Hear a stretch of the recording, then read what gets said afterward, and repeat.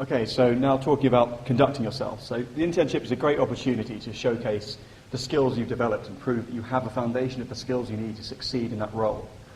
Get involved in all aspects of the firm. So I've played five-a-side football with firms. If they have music or bands that you can go and join, you can go into all the networking events. It just shows that you really want to get to know the employees and the firm, and that can really impress them. Being open and open and approachable and trying to meet as many people you can is, again, very important. Lots of people will be giving or will be asked to provide feedback on you. So the more people you've met, if you do create a good impression, that can really help you to convert. Being professional and reliable, it's quite an obvious thing, but be punctual. Make sure you show up on time. Make sure you adhere to the dress code. If a firm is particularly casual and a lot of the employees are wearing polo shirts, that doesn't mean show up on your first day in a t-shirt and jeans. And really read the situation. If some people aren't wearing ties or some people aren't dressing particularly formally, when you first meet your supervisor, make sure you're dressed as formal as possible, and then you can judge the situation. Also, confidence is a great thing. Don't come across as arrogant ever. Don't think that you're more than good enough for the role. The firm will have so many good candidates that want to work for them. So make sure you come across as if you really appreciate the opportunity. You're making an impression the entire time. So whether you're talking to support staff in the canteen, your supervisor, someone even more senior, just treat everybody with respect, because you never know who's going to be approached for feedback.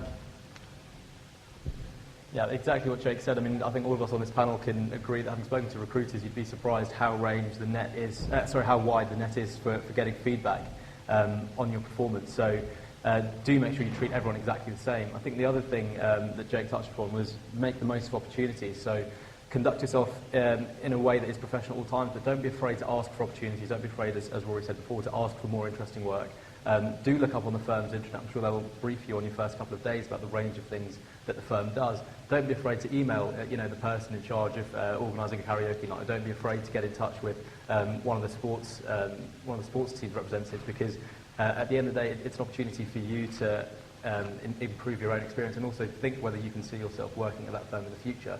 So if you come across as enthusiastic and see yourself fitting into that kind of firm, it's just going to benefit you and give you, like I said, more to talk about in an interview.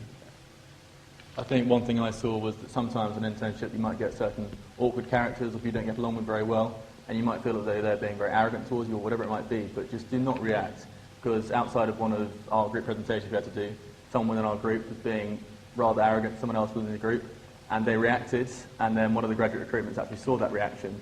So in the end, it was them who reacted that would have had the negative connotations.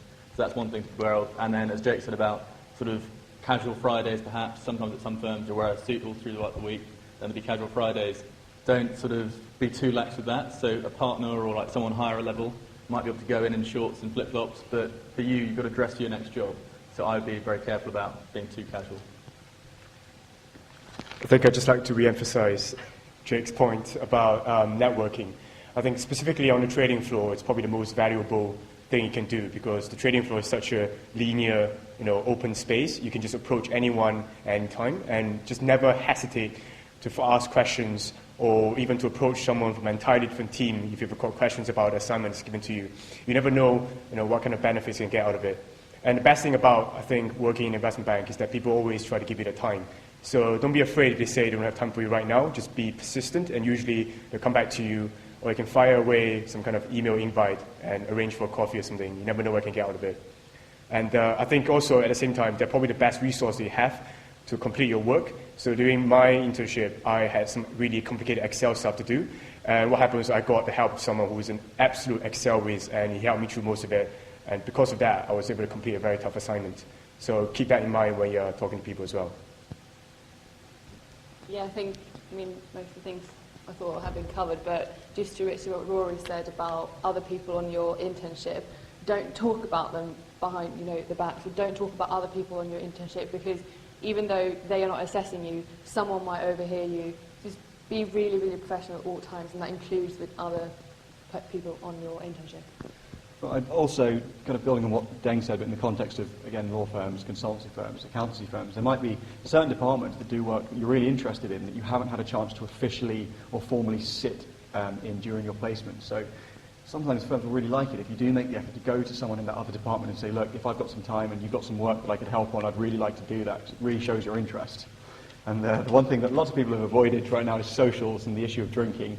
It should go without saying, but don't get drunk. Don't embarrass yourself. Again, know your audience, know who you're around. It's absolutely okay to have a couple of drinks, and it can be essential to make sure you do go to all of these events, but realize you've got to be up early the next morning, you've got to be on the ball. And if you get really drunk and embarrass yourself, that might make the firm worry about what you'll be like in a professional context around clients when it really does reflect on the firm.